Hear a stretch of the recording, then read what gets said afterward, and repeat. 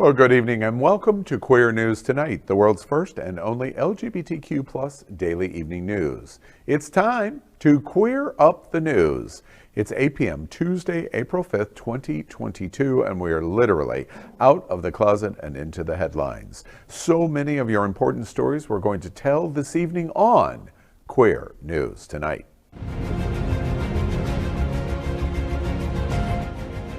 This is the world's first live daily LGBTQ evening news show, literally out of the closet and into the headlines on Queer News Tonight with Al Ferguson. Hello world, and thank you for joining Queer News Tonight. This is the world's first and only unedited live LGBTQ plus evening show. Whatever happens, you will see it. Queer News Tonight is supported by viewers like you.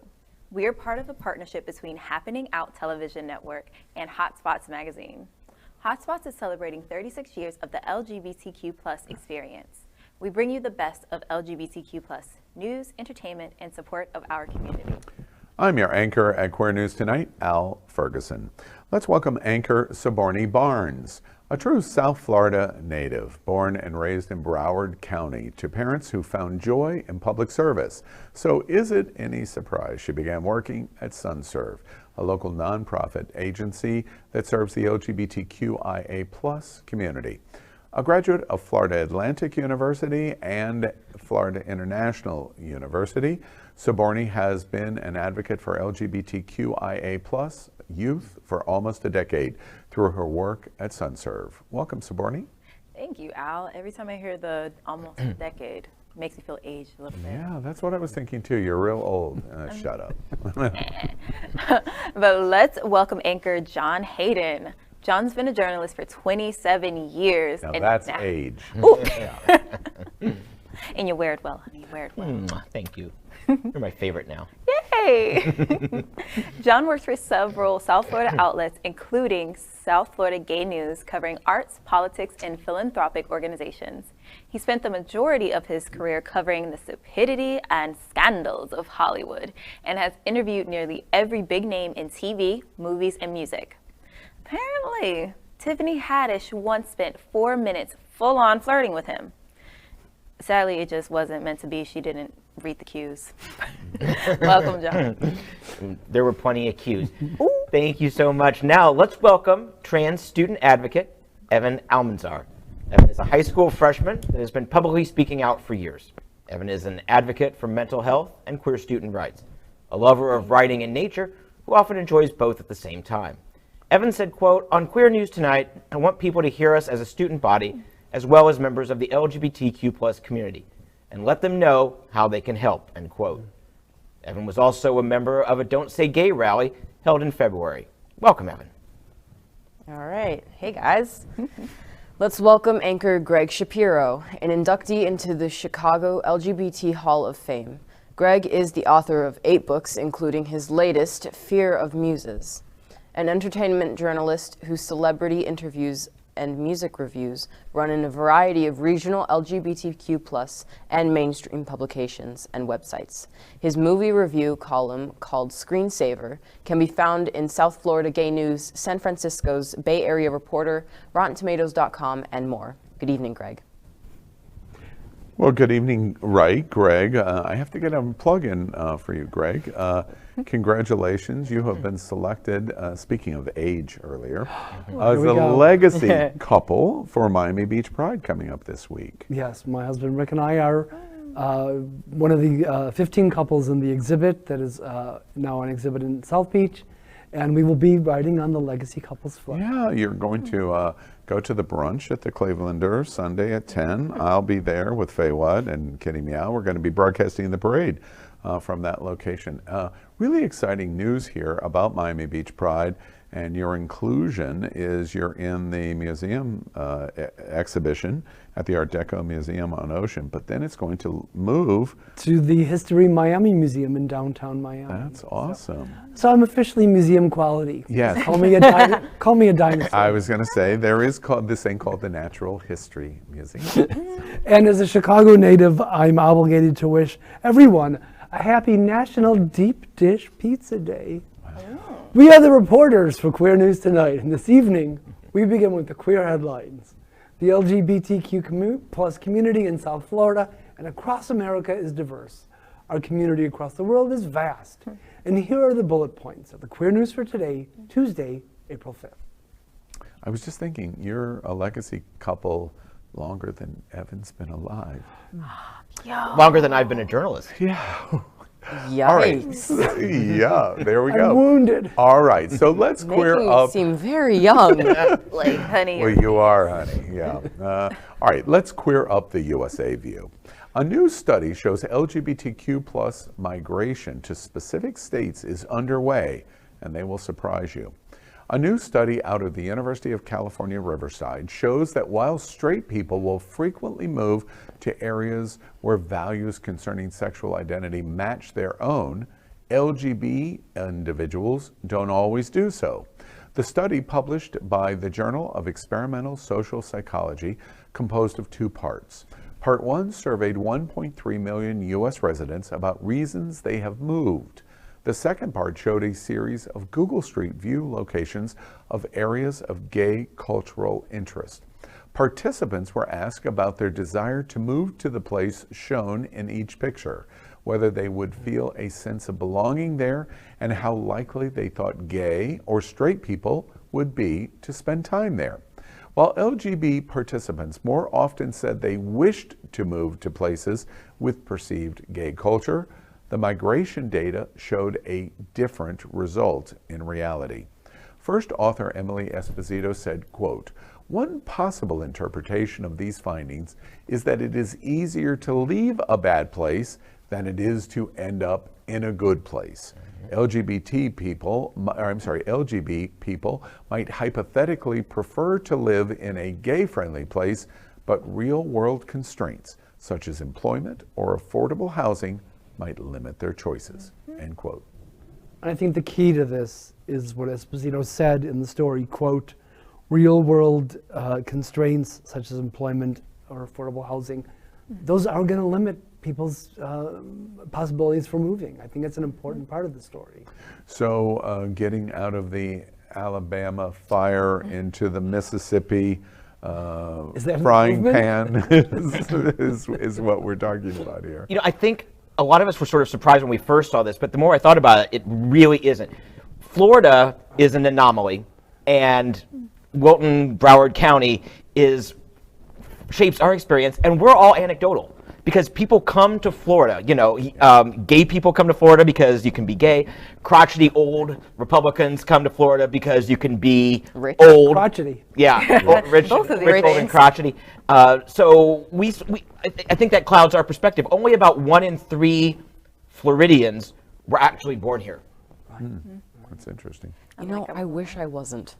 You wish you weren't Sometimes. here? Yeah. Sometimes, Yeah. little Yeah. smidge. Because, you know, you look around and you see all of the older people who moved from other places. They come here to retire because, you know, it's a nice, beautiful, beachy getaway until they realize there's a bunch of queer kids hanging out. Anyway. Oh, I hear a story. You know, there's a lot been said about comparing and contrasting the 4 major LGBT states in the country: New York, Florida, Texas, and California. Texas is an anomaly because of what goes on in Texas. It's a gigantic LGBTQ community, but still a very oppressive place in general. New York is a very progressive state, both in terms of New York City, its major metropolitan areas. Florida is 2 states. It's South Florida and the rest of Florida. Right. And then California is probably the most accepting in America for LGBT. And it is across the board. And it's one of the reasons people do not realize, to every person that is LGBT in Texas or LGBT in Florida, there is 2 to 3 LGBT in California. And it's because they've been migrating to California for 40 years because it's the most accepting. But that's not the norm. Most of the norm is you're getting out of some place that is terrible into some place that's a little Slightly less better. terrible. Not that bad. Right. Exactly. Which also explains why so many of these places, they're coastal, so melting pots. Yeah. And 2, why they're so severely overpopulated. Yeah, Because they're just Right. overflowing with queer people, which I mean, that's right. go them. Problem. Yeah. And speaking of gay-friendly places to go, let's queer up South Florida. In Florida, New York City starting a Billboard campaign in Florida to oppose the Don't Say Gay law. The mayor of New York City, Eric Adams, revealed yesterday that the city is partnering with private companies to place billboards in Fort Lauderdale, Jacksonville, Orlando, Tampa, and West Palm Beach opposing Don't Say Gay. In a tweet, Adams said, quote, "We have a message for Florida's LGBTQ plus community. Come to a city where you can be you." End quote. At a press event, he spoke about how New York is the city of Stonewall and how people who need to leave Florida for a place where they are valued can move to New York. Watch this. This is the city of Stonewall.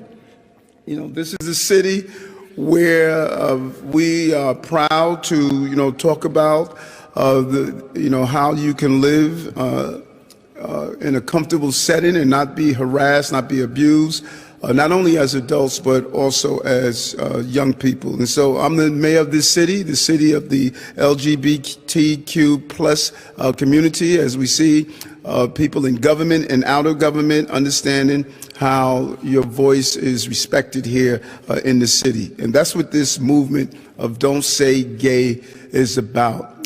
This political showmanship of attempting to demonize a particular group or community is unacceptable. And we are going to loudly show our support and say to those who are living in Florida, listen, we want you here in New York. We want you right here in New York City. And it's more than just saying that. It's also standing up and aligning ourselves with the men and women of the LGBTQ plus community and stating that we are in unison with you and your right to have self-identification, your right to live the lifestyle and live the lives that you choose to live without any form of harassment. And New York values free speech. We value to make sure that people don't feel abused, no matter what ethnicity or no matter how you self-identify. And this is very important to us, and we're proud to be a part of this. And we're partnering with WPPP to put up billboards in major markets across Florida to let everyone know. We're targeting Fort Lauderdale, Jacksonville, Orlando, Tampa, and West Palm Beach. What do we think? New York. It's interesting that this story follows the previous one because it brings up the point that aside from the winters, there's probably a lot of gay people who would like to live, Florida people who'd like to live in New York, but cost prohibitive. I mean, compared to cost of living here, it's just. Yeah. You're going to be surprised. The heads that explode over this, these billboards that start to appear, powerful. New York City is alive, and also with free speech. My goodness, a bullseye. You know whose heads are going to explode? Tourism interests all over this state that say, wait, New York and other places are going to poach on us because of the hateful nature of what's going on in Florida. That completely reframes Don't Say Gay.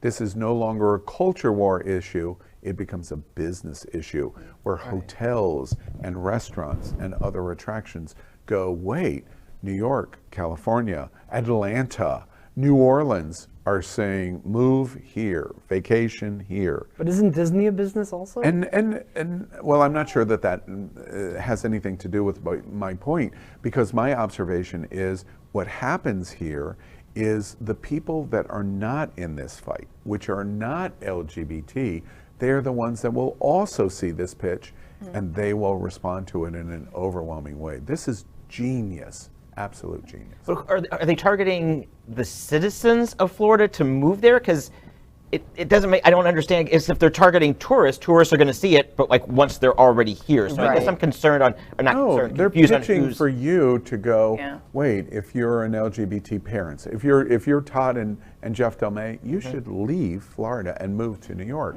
because we don't have anything like this. And we embrace all of your values. So they're pitching to the Todd and Jeff Delmay.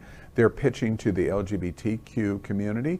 They're pitching to people all over the country that are going to do exactly what we're doing, which is, wait, this is an interesting story. And they're running this in Texas. and they're running this in Arizona, and they're running this in Kansas City, where they're starting to see this, and all kinds of people are going, oh, we should visit New York because look what they're doing.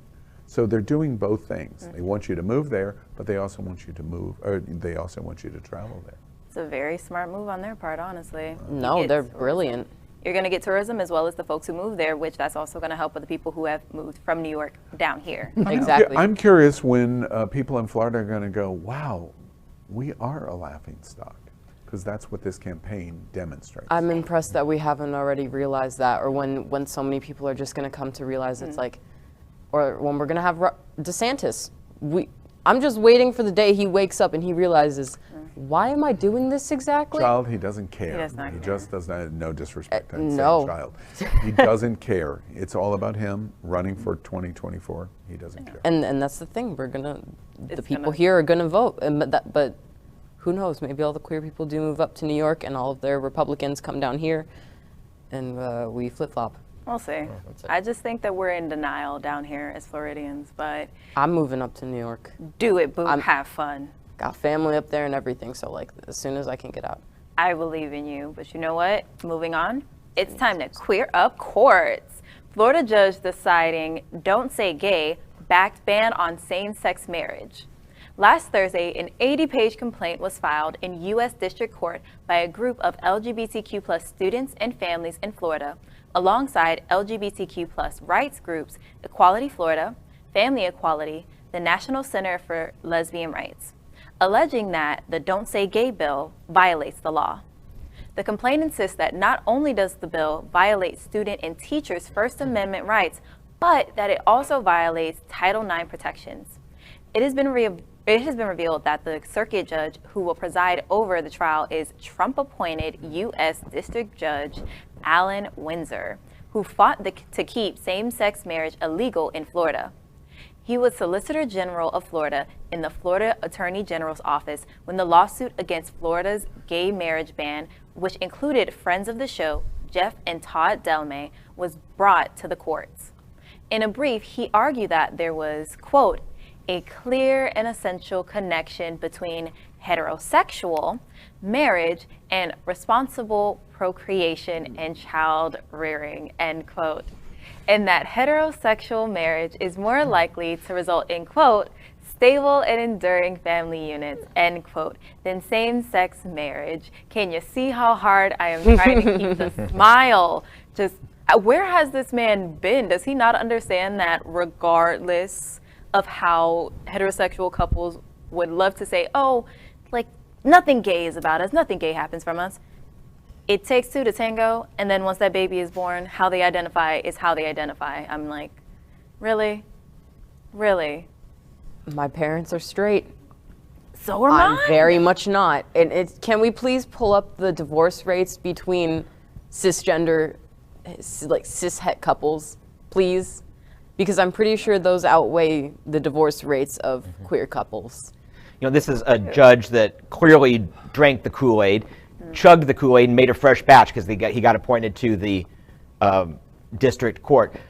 Obviously, it's not great that we're probably going to get an unfriendly judge, but whoever loses was always going to appeal this to the Circuit Court of Appeals. So he's going to be a roadblock, but it's going to be fighting what he writes in the ruling, and those are the things that we'll have to nitpick, and that's probably well over a year away, wouldn't you say? Yeah, it's not going to happen, certainly before the midterm. Likely it probably was not going to happen. It could be much longer than that, in fact. So we're looking at 2025. Yeah, it probably is not even going to affect the 24 presidential election cycle. I think one of the really interesting things here is this judge is going to be forced to rule on merits. And the merits of this case are based on free speech. And so he's not going to be able to identify whether a family unit should be X or Y, and of course we don't agree with his decision making, but he had the flexibility to say, I'm making this ruling of my opinion based on family unit, of who should be married. He won't get to do that here. He'll have to make the decision of, is the LGBT parent or student or teacher's free speech being violated? That'll be the interesting thing. It is. All right. He's gonna. And Evyn, we're going to move on to some world news. Yep. All right, it's time to queer up the world view. World Cup rainbow flags may be taken in Qatar to protect fans. The FIFA showpiece from November 21st to December 18th will take place in Qatar, where same-sex relations are illegal. Major General Ansari and a senior official overseeing security has said that LGBTQ plus couples would be welcome during the event. However, he has stated that the rainbow flags may be taken from fans to protect them from hostile members of the crowd. Ansari said in an interview, quote, "If he, a fan, raised the rainbow flag and I took it from him, it's not because I really want to really take it to really insult him, but to protect him. Because if it's not me, somebody else around him might attack him. I cannot guarantee the behavior of the whole people, and I will tell him, please, no need to really raise that flag at this point," end quote. I love how it's for the fans' protection. And isn't that something that we've heard over and over and over again, even in this country through the years? You know, we just don't want, it's to protect you, you know, and they don't want us there. Sure. Obviously, the answer to all questions is money, especially if the question is, why do authoritarian states keep getting these high-profile events? The answer, of course, is money. So they can't, so that all that oil money, all that $4 a gallon that we're currently pouring into our gasoline is going to be helped to use, is going to be used to help oppress the LGBTQ community at the World Cup this winter. And with that money in mind, this is another opportunity for the community to withhold money. Don't travel there. Don't go to this. This is our you know, they talk about the gay dollar. Don't do it. You know, we've heard this argument before, and the suffragettes faced it. We are protecting women because they really shouldn't be at work, or they really shouldn't have the right to vote, because it's so challenging and demanding on women to participate fully in life. We're protecting them by keeping their rights away from them. All of it. We've watched this over the years.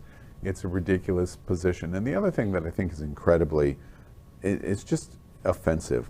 We cannot protect from all of the people. Excuse me, that's exactly what society does. They protect the people. You can do that. You choose not to do that. That's what you're doing in Qatar. And let's remember, this happened in Florida a month ago, less than a month ago. A student was handing out pride flags at a rally with a student walkout for Don't Say Gay, and they went around collecting the flags and suspended the kid who was doing it. So let's make no mistake. Parts of Florida are leading the way for repressive regimes like Qatar, and that is not a badge of honor, and quite frankly makes me want to think about New York a second time. Right. I mean, if you can afford it, go for it. All right. Well, we want to move on. Hotspots Magazine and the Happening Out Television Network are proud to announce that we are the presenting media sponsors for the 2022 Outshine LGBTQ+ Film Festival. Outshine Miami is going to be April 22nd to May 1st, and tickets are available now at outshinefilm.com. Make sure you check out some of the many amazing LGBTQ+ films and events that are going to be presented this year. And now we queer up quarantine. Is pandemic over for LGBTQ community as Queer News Tonight ends 25 months of daily COVID reporting? Today is Tuesday, and if you have followed our broadcast for a while, you know that for over 2 years, we have reported updated coronavirus information every Tuesday. During that time, we have remained the only LGBTQ+ media outlet to translate the COVID-19 numbers into how many members of our community were included. We were also one of the first LGBTQ+ media outlets to report on the virus back in January of 2020. Watch this. That's right. This is the coronavirus. There have been 18 reported dead and over 600 1,500 infected in just the past few days. This is spread across the world and across Asia, obviously, in the correspondence that we have seen from this video. This is the Wuhan in China. 11 million people have been in lockdown in that city, and the Chinese New Year has actually been canceled in Beijing because of this virus. As we have reported, the World Health Organization has been convening today to determine if this is actually a public crisis or what needs to happen moving forward. We hope that this is not going to be an epidemic, and we will stay tuned to see what happens from their understanding of how this is going to be spread and how many people might be able to contract it. On March 11th, 2020, the World Health Organization declared a world health emergency. Little did we know how quickly the virus would spread and begin to hit close to home. We continued to discuss COVID-19 on both Queer News Tonight and It's Happening Out. On March 18th of 2020, Republican commentator Ron Brzezinski was discussing how the new concepts of social distancing and virtual meetings were bringing his family together. Watch this. And we're actually, yesterday, my husband and I decided to have dinner with our cousins in Italy, and we were sat down and said, you know, it was, what is it, 3 o'clock in the morning, it was midnight here, whatever time it was, and we were having fun, and we were having drinking, and it hit me. Damn. We have an opportunity to reach out to each other. I loved your video that you put on today, made me laugh, and the whole, this is good opportunity for us to go ahead and just exchange it. And you know what? Again, sounds corny for many people, but darn it, say I love you. It ain't gonna kill you. You got the coronavirus to do that, but go ahead and tell somebody you don't. Ron tested positive for COVID-19 soon after that show. Host Chef Josie also tested positive for the virus. On April 8th, 2020, we began our segment we called Quarantine Quickies. Initially, we only reported on the total number of Americans who had become infected or passed away from the virus. We had not yet begun to calculate the number of LGBTQ+ individuals impacted by COVID-19. Watch this. During the COVID-19 crisis, Q News Tonight will bring you the day's bullet points on coronavirus. The most important news of the day that we call our segment Quarantine Quickies. Here are the headlines in Quarantine Quickies for Wednesday, April 8th, 2020. For April 8th, we report COVID-19 has the highest one-day USA death toll at nearly 1,900. The Surgeon General continues to advise America and the LGBT community that this is likely going to be one of the most difficult weeks of our lives. Today, April 8th, there are more than 430,000 COVID-19 cases in the United States, and in the last 24 hours, America has had the highest single one-day death toll of the crisis with 1,858 deaths. Well, in response, we presented a special Q&A on March 19th featuring Mayor of Fort Lauderdale, Dean Trentelis, Dr. Beau Chatal Sharma, and Dr. Stephen A. Renee. We continued the weekly Q&A every single week after the local doctor who had tested the cast and crew of our network.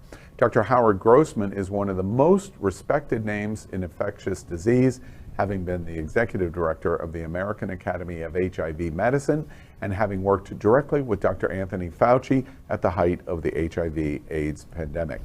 He became our expert health anchor during the pandemic segments. Watch this.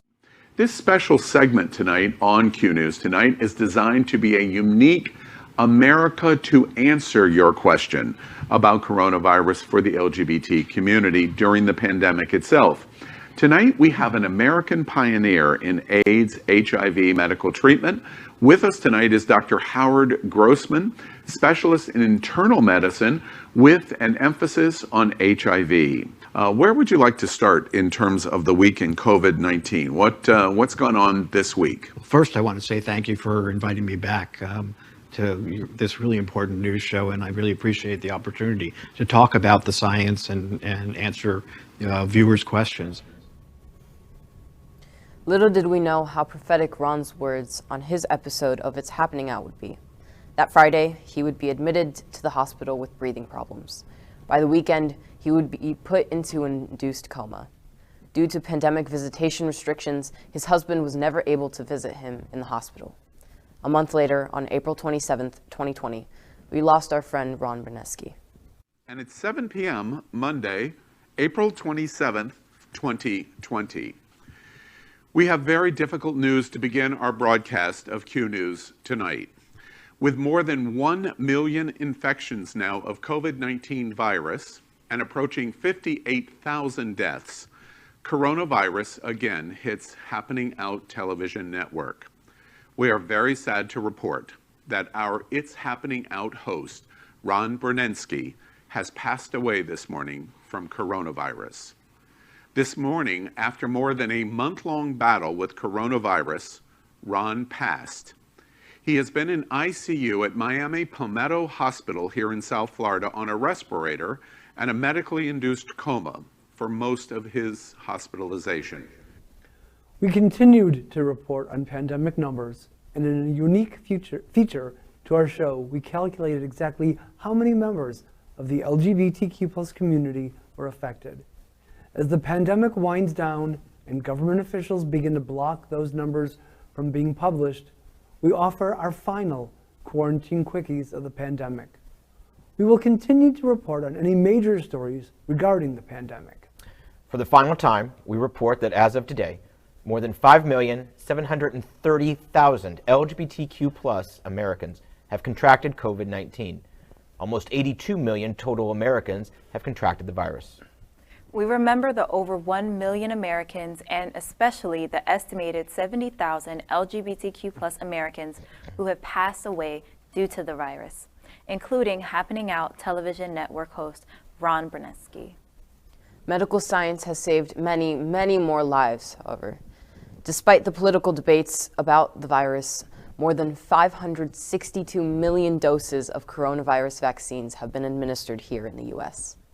As life begins to return to normal, we remind everyone that we at Queer News Tonight and the Happening Out television network will continue to provide you with any news about this or other future issues that may affect the global LGBTQ+ community. Our community has faced pandemics before. We lived through HIV and AIDS. We lived through coronavirus. We will forever carry the scars that these diseases have given us. We will remember those who have lost, and we will not remain silent as the new threats arrive. Well, I have to tell you, having gone through this, this is the saddest moment of my time in South Florida and the proudest moment of our time in South Florida. We were right at the beginning of the World Health Organization's announcement of the strange virus that was appearing in Wuhan, and coincidentally, Queer News Tonight launched the same week that the World Health Organization made that announcement. We talked about the first cases in the third or fourth week in January of 2020, and every single day we were reporting on coronavirus. We could not have imagined in what we were watching, even with the chorus breakout of pandemic of COVID-19 here in South Florida, the winter party in South Beach, that we would be sitting here on a Wednesday night of a live episode of It's Happening Out with Ron that you just saw. After that Wednesday night show, Josie and I and Napoleon and others went to Johnson's, because we were broadcasting from the World AIDS Museum, and went to Johnson's. Probably not the smartest thing that we could do.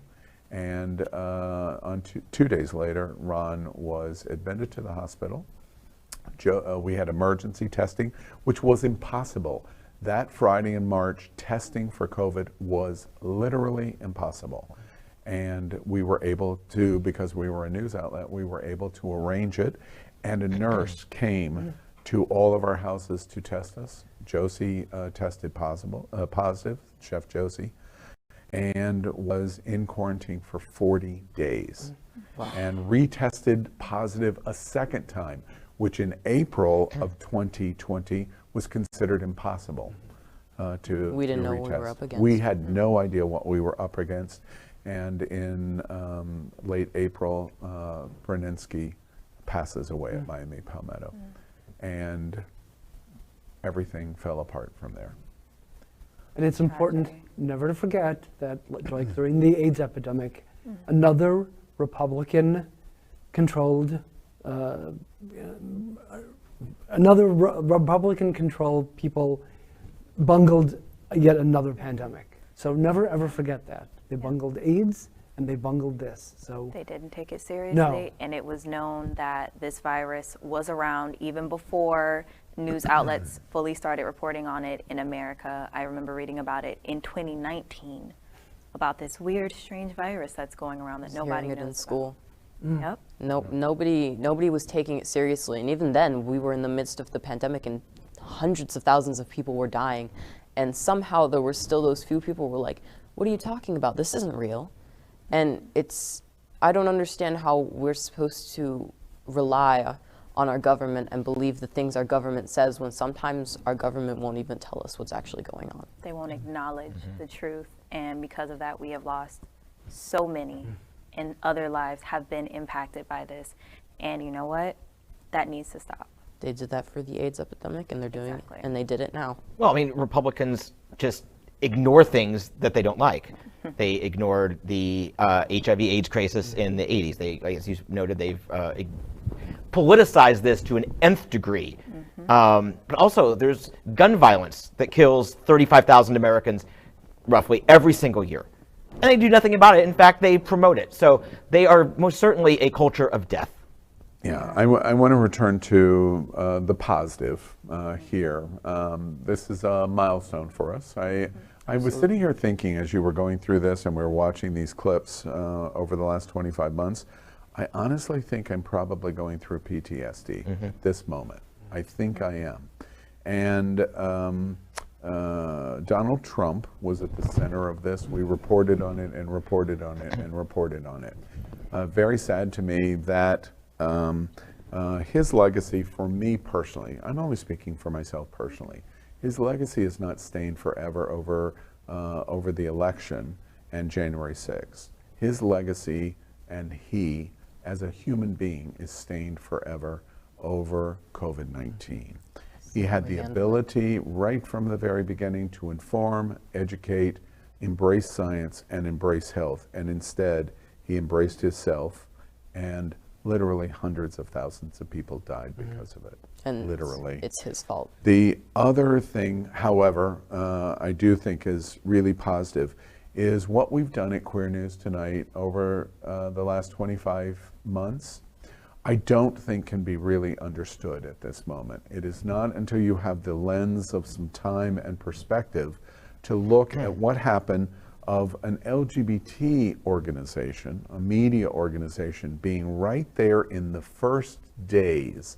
And it was just happenstance that we launched, It's Happening Out had been going on for a long time, but launched daily evening news that they both simultaneously began at the same time.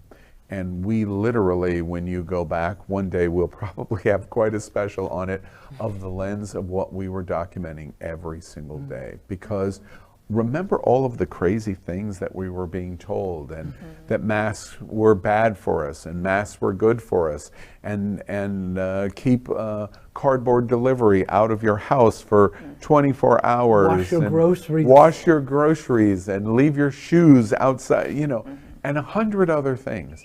We documented all of it. We reported and discussed all of it. And the most important thing, in closing, before we move on of our pandemic news, is we provided an LGBT perspective of showing that this was dramatically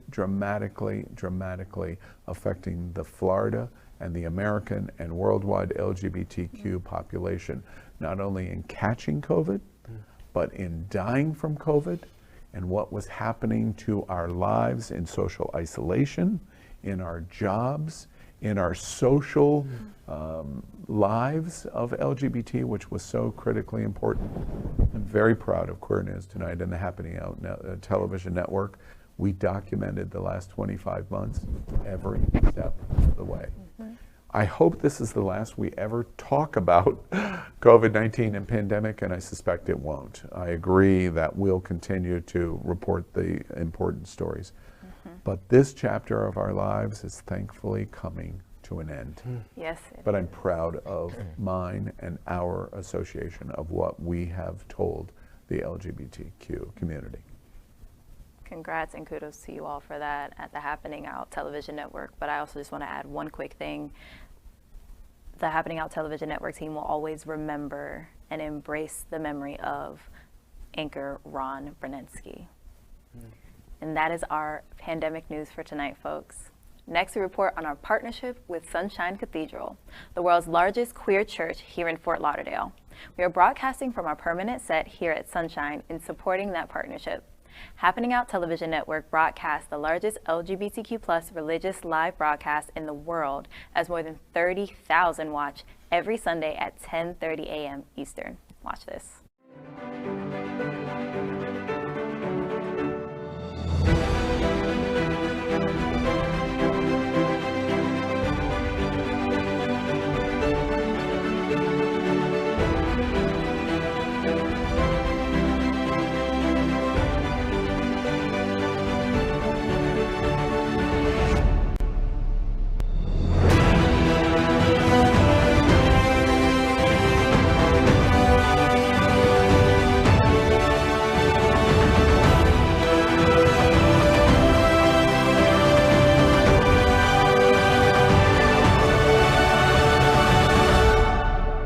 Hi, I'm Chris Caputo, City Commissioner with Wilton Manors, and Sunshine Cathedral is my queer church.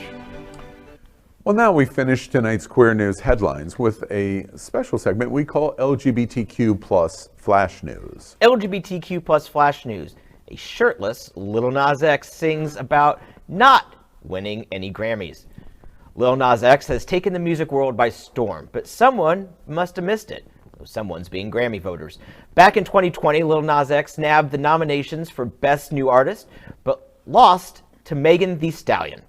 It may not have been what everyone hoped for, but she's a fierce bitch and a huge LGBTQ+ ally, so we weren't mad about it.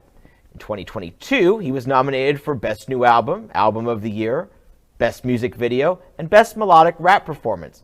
When he didn't win again in any category, he wrote it in a new song. Watch this. I ain't win no Grammys. That shit hurt my feelings. That shit finna make me cry. I'm finna cry. I ain't win no Grammys. 0 for 5 Grammys. 0 out of 5. That's how many Grammys I won. I ain't win no Grammys. That shit make me cry. That shit make me cry. Ah. That's just a great video. And you know what they say? It's an honor just to be nominated. No, it's not. I'm right here with you, Lil Nas X.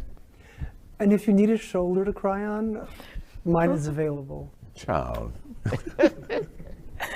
I loved everything from the way he launched his album to just the album itself, and I don't know what those Grammy voters were thinking. Meg, we love you, but five categories and 0 noms.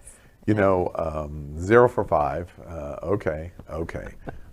Not that you care one iota, Little Nas, about my observation, but you're winning.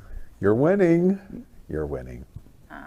He's definitely winning, but even I admit, I would love him to win. Like, just like Evyn said, I love the way that he launched his most recent album, the music videos. I swear to God, anytime I hear his song, That's What I Want, I'm just jamming in the car, or I'm jamming while I'm running, or I'm jamming and cooking.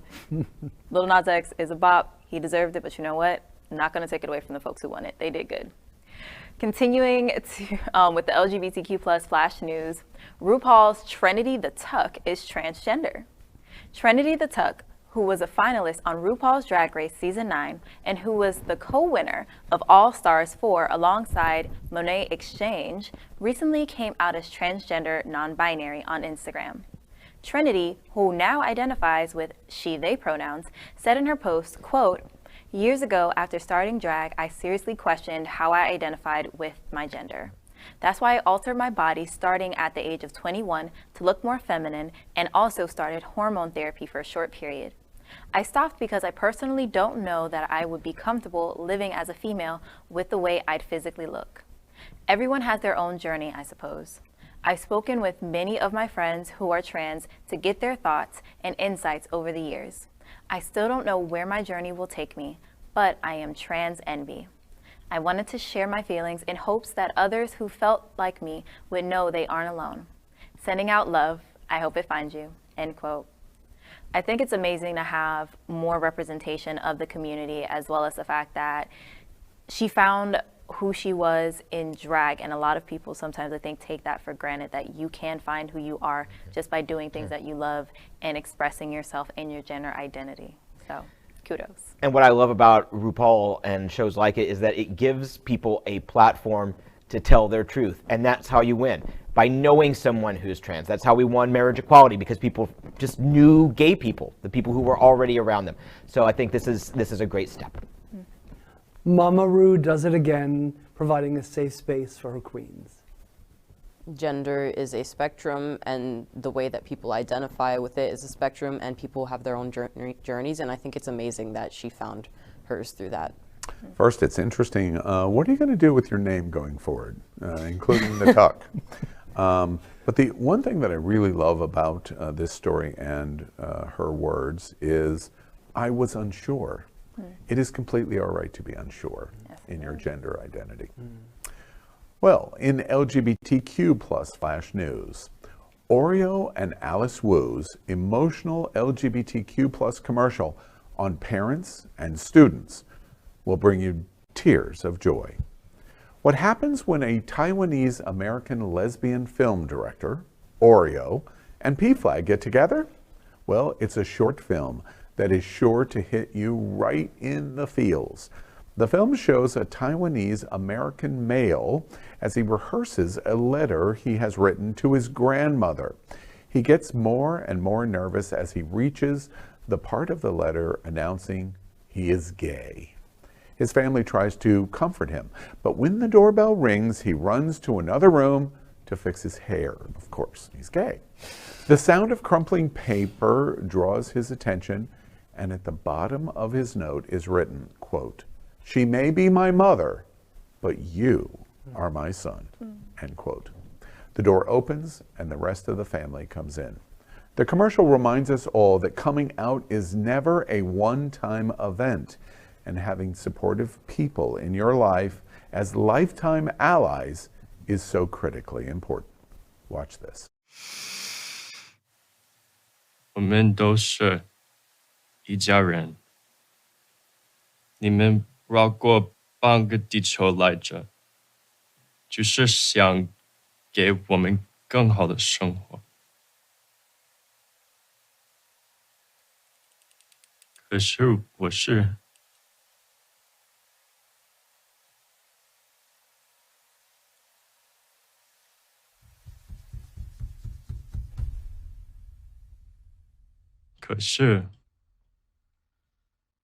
我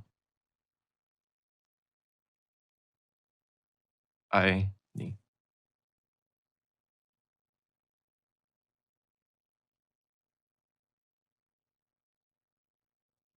爱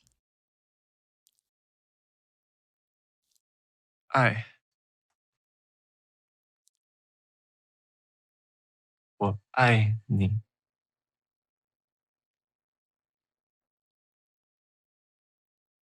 I think you're ready. 妈妈，你累了吗？还好，还好。你呢？你 ready 了吗？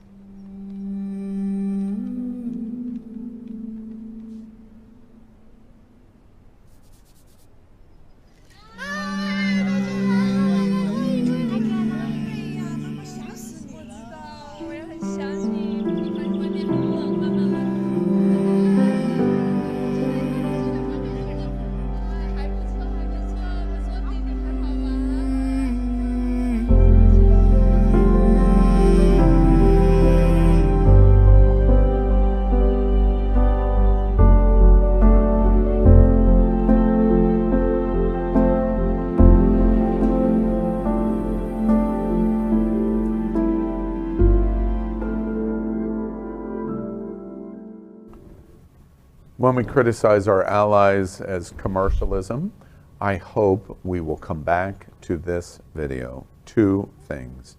We are all one family in messaging, and the only English words, I think you're ready.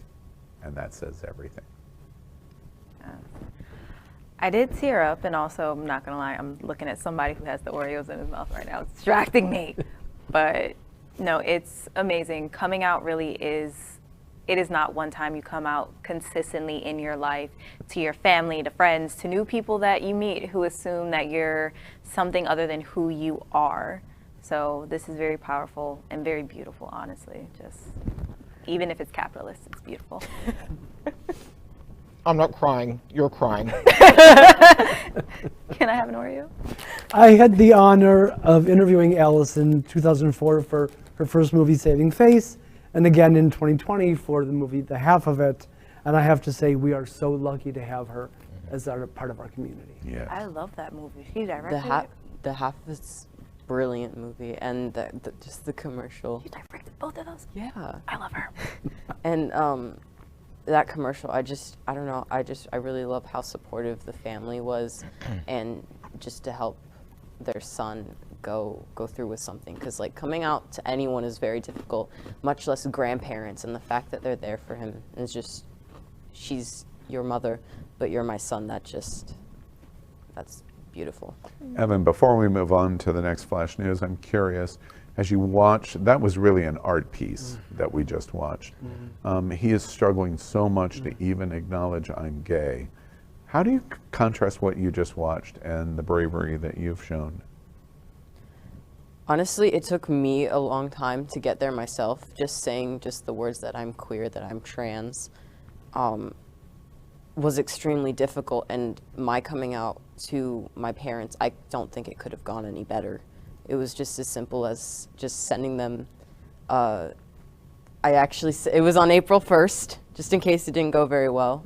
That's a good thing. Yeah, and I sent them Rebel the Village, the music video to that, and I was in my room and I had just asked them to just watch it and then come in and talk, and they didn't say anything, and I just started crying, and they were just like, it doesn't really matter as long as you're happy and healthy. It's like you're my son, and that's it. And just seeing the support of that family to their son is just, I wish it was like that for everyone, and I wish everyone had that opportunity to feel that. Lovely. Same. You had your own Oreo cookie moment.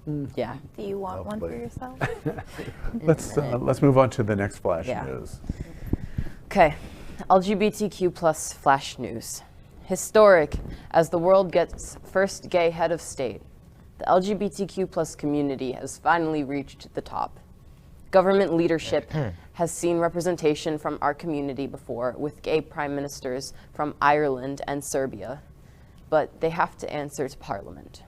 San Marino, one of the only medieval city-states to have survived into modern times, appointed openly gay Paolo Rondelli as one of 2 captain regents.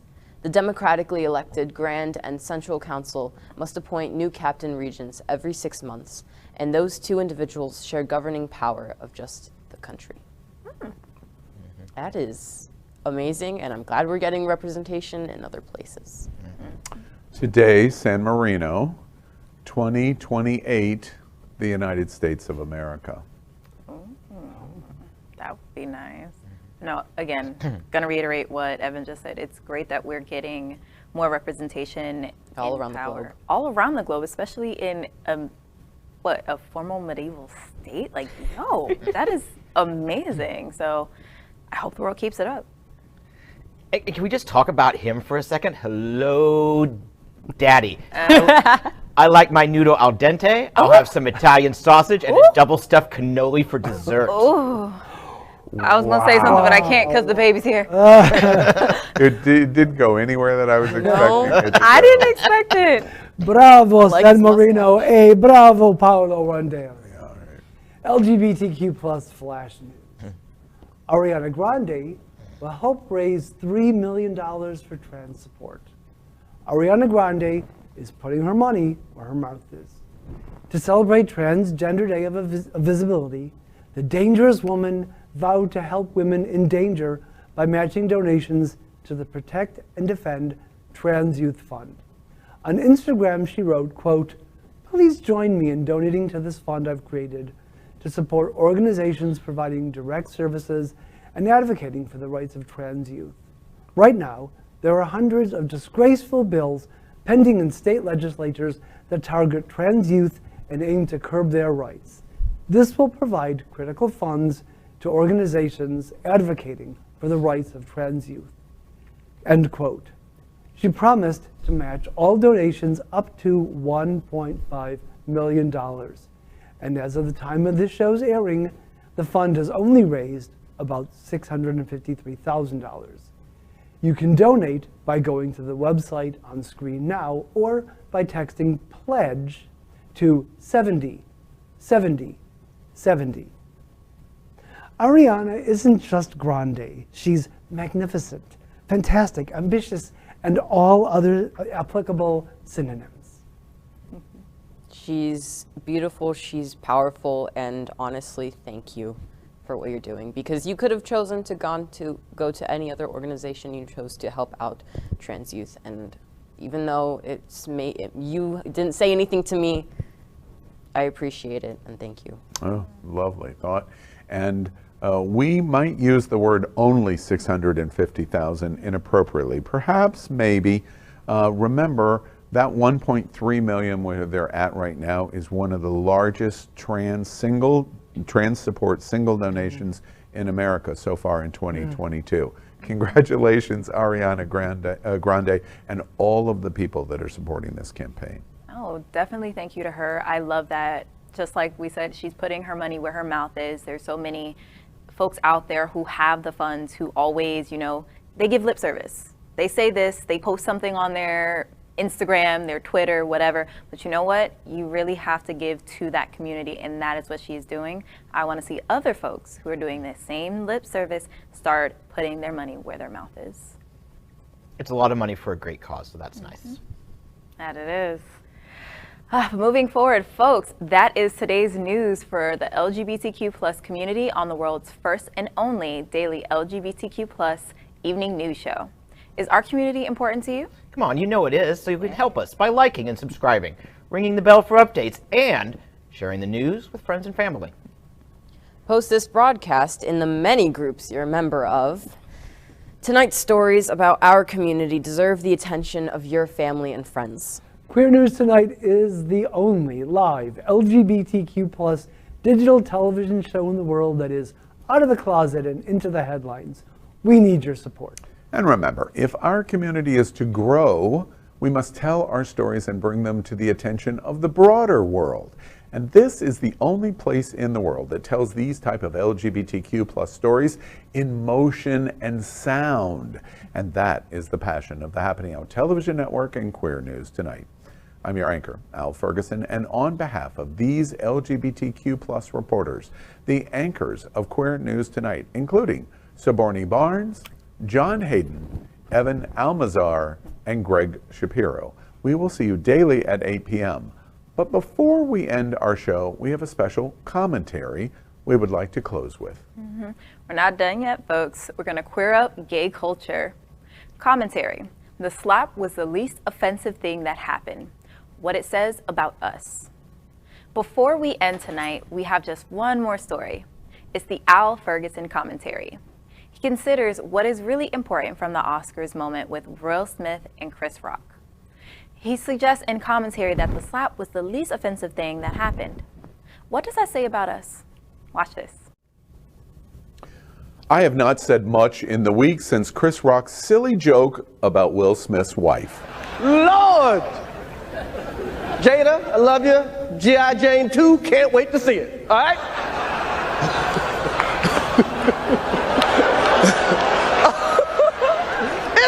That was a nice one. Okay. I'm out here. Richard. Oh, wow. Wow.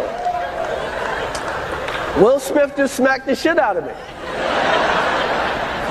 He's my wife's name out out your fucking mouth. Wow, dude. Yes. It was a G.I. Jane joke. Keep my wife's name out your fucking mouth. I'm going to, okay?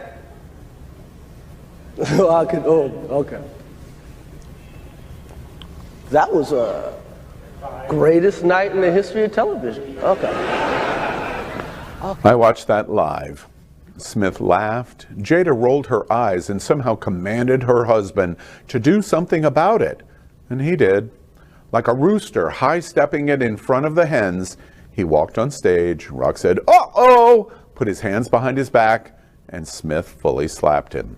You know, kind of like we might imagine backstage at a RuPaul's Drag Race show when someone used another girl's paint. It was awkward. No one knew that it was a joke, right? No, in the 7-second delay, it added confusion. And I immediately turned to Japanese TV that was live and realized this offensive moment was real. I feel kind of dirty even coming back to it again. But the slap was the least offensive thing. So many issues were at play. Toxic masculinity, black men that have to think about how they will be perceived by old white men. You know, the likes of Florida's Governor Ron DeSantis or Fox News's Tucker Carlson. Standing ovations by uber progressive rich liberals in the room. What the hell, by the way, were you showing support for anyway? And privilege. It was never so clear what special privilege gets you. There were jokes about seat fillers at the Oscars. Smith was either asked to leave or was not. He either refused to leave or did not. But one thing is for sure. If a non-privileged seat filler had slapped Will Smith, you can be assured they would have been dragged from the theater in handcuffs to jail for a slap. Privileged, protected Will Smith at the Oscars. But all of this was the least offensive thing that happened. Don't you wonder if the people in that room know the world we are all living in? Ukraine, a tyrant-initiated war where we won't admit out loud, but we have all thought if this might not end up in a nuclear war. Now he is committing genocide where they are going house to house and just shooting innocent civilians and bombing, not military installations, but hospitals. Here at home, frightened children, parents, and teachers have to worry about another tyrant who demands that you don't say gay, as if pretending Ukrainians are Russian. Oh, wait, sorry. I'm mixing the thoughts here. So it means that gay doesn't really exist if you don't say it. We watched the literal drama unfold on Disney, first saying nothing, then apologizing, next standing up saying we're going to stop this, and then Fox News and our governor declaring war on the largest employer in Florida and the largest LGBTQ plus employer in the world because they exercised their free speech. In light of these big picture issues, a slap ain't no big thing. But the more I think about it, it is. The fact that it has dominated a week with everything going on is precisely why it's so important. The problem is not them, the problem is us. It's a public Rorschach test. You see different things depending on who you are. Standing up for my wife, violence to protect your privilege. Others see it as a defense of ego, and still others, well, we're just simply bored, and we like the drama. But then it gets me thinking, aren't all of these perspectives the same issues at play in Ukraine, January 6th? Our politics of a black woman's evisceration by senators on her Supreme Court nomination, and especially those old white men in Tallahassee trying desperately to hold on to power, while LGBTQ+, Latino, Black, and other diversity is growing. You can't hold back the world with a slap. Yeah, the slap was heard around the world, and it's real, but it was the least offensive thing we saw. What we are watching has nothing to do with a slap. Far more important is what we learn about ourselves.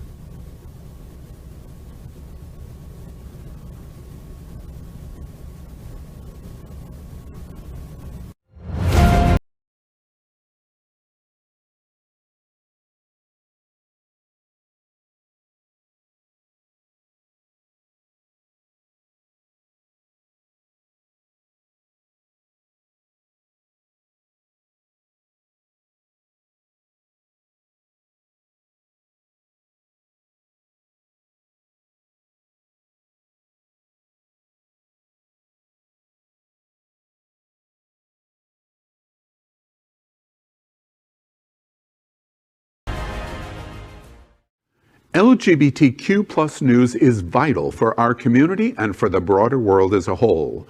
We have enough enemies at Fox News. Tucker, Sean, and Laura are loud. We need passionate allies. Happening Out Television Network, Queer News Tonight, and It's Happening Out are literally out of the closet and into the headlines. Our community needs your support. Like this broadcast and subscribe now to ensure the growth of the entire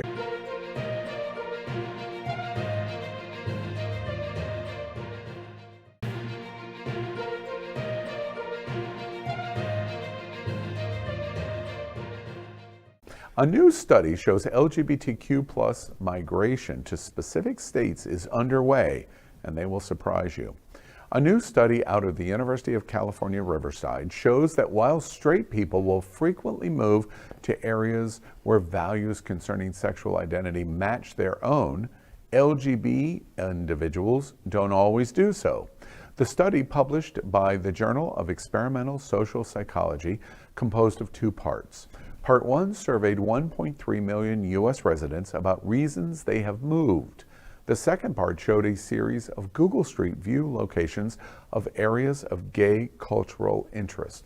Participants were asked about their desire to move to the place shown in each picture, whether they would feel a sense of belonging there, and how likely they thought gay or straight people would be to spend time there. While LGBT participants more often said they wished to move to places with perceived gay culture, the migration data showed a different result in reality. First author Emily Esposito said, quote, "One possible interpretation of these findings is that it is easier to leave a bad place than it is to end up in a good place. LGBT people might hypothetically prefer to live in a gay-friendly place, but real-world constraints, such as employment or affordable housing, might limit their choices," end quote. I think the key to this is what Esposito said in the story, quote,